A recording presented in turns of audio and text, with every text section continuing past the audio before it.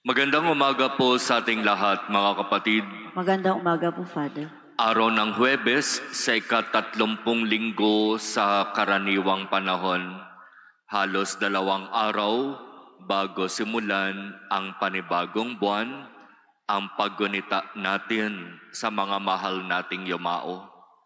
At mula sa ating unang pagbasa, hango sa sulat ni Apostol San Pablo sa mga taga-Roma, makakapulot tayo ng magandang mga paalaala, inspirasyon, mga salita na punong-puno ng biyaya at pag-ibig.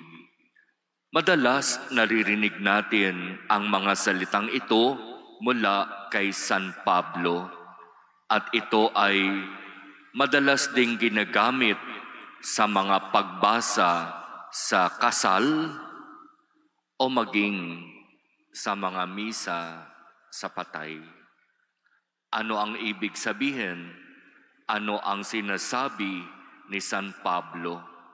Sabi niya, sino ang makapaghihiwalay sa atin sa pag-ibig ni Kristo?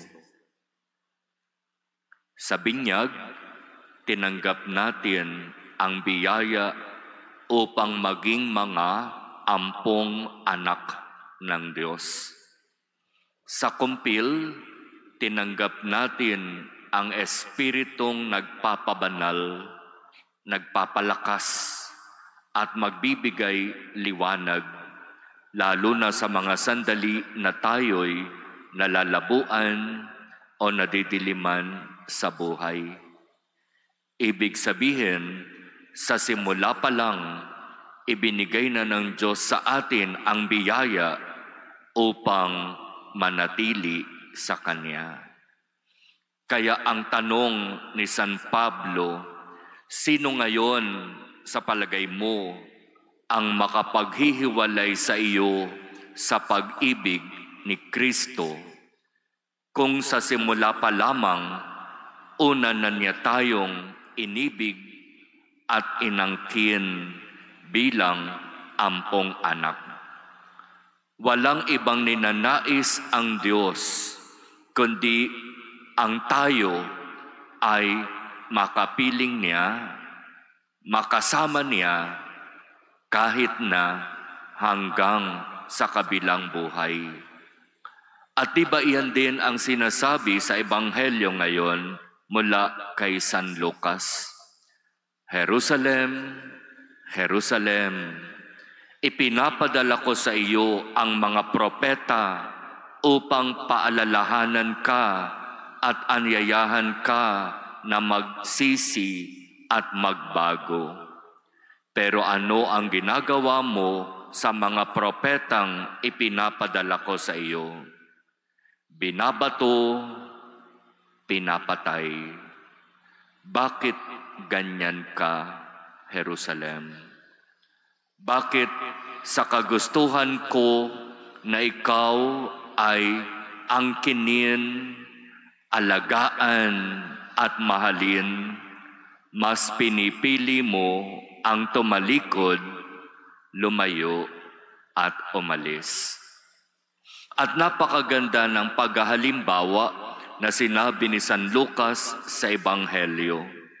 Sinasabi niya dito ang halimbawa ng isang inahing manok. Maraming inakay. Gustong-gusto ng inahin na ang kanyang mga inakay, ang kanyang mga sisiw ay kupkupin sa ilalim ng kanyang pakpak. Pero dumarating ang oras. Gaano man niya gustuhin na kupkupin ang kanyang mga sisiw sa ilalim ng kanyang pakpak, umaalis ang mga sisiw at sila'y napapahamak, namamatay. Sino ang makapaghihiwalay sa atin sa pag-ibig ni Kristo? Ano ang maaaring maging dahilan para ika'y tumalikod sa Diyos? paghihirap ba, kapighatian ba, gutom, kahubaran, panganib, o tabak. Dahil ba sa mga bagay na yan, tatalikod ka? Hindi mo ba kayang unawain na sa simula't simula ang gusto at pangarap ng Diyos sa atin, tayo'y mapasa Kanya at manatili sa Kanya. Ipagkaloob nawa ng Diyos sa atin ang biyaya na sa bawat sandali ng ating buhay ay manatili sa Kanyang presensya, sa Kanyang biyaya.